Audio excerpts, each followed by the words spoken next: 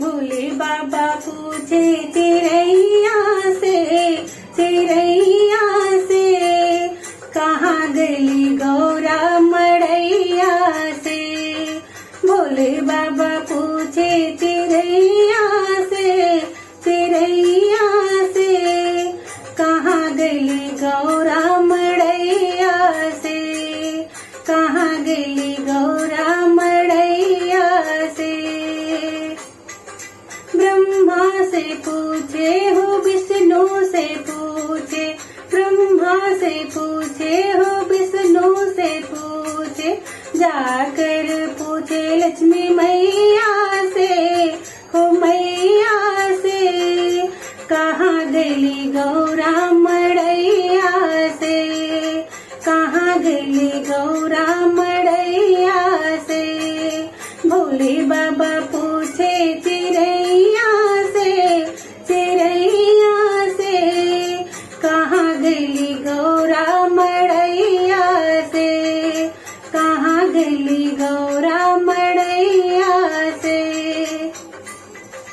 राम जी से पूछे हो लक्ष्मण जी से पूछे, राम जी से पूछे हो लक्ष्मण जी से पूछे, जाकर पूछे सीता मैया से हो मैया से।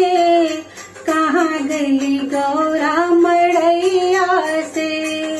जाकर पूछे सीता मैया से हाँ मैया से।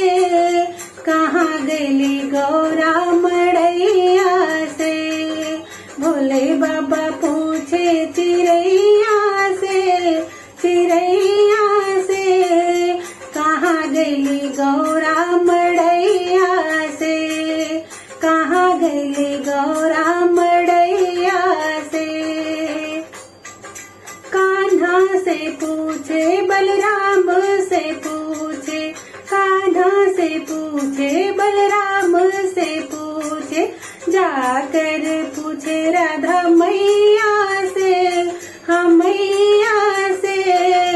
कहाँ गली गौरा मड़ैया से। जाकर पूछे राधा मैया से हाँ मैया से। कहाँ गली गौरा मड़ैया से। भोले बाबा पूछे चिरैया से कहाँ गली गौरा मड़ैया से।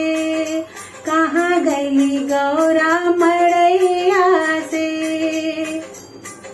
गणेश से पूछे हो कार्तिक से पूछे, गणेश से पूछे हो कार्तिक से पूछे, जाकर पूछे नंदी गैया से हाँ गैया से। कहाँ गली गौरा मड़ैया से। जाकर पूछे नंदी गैया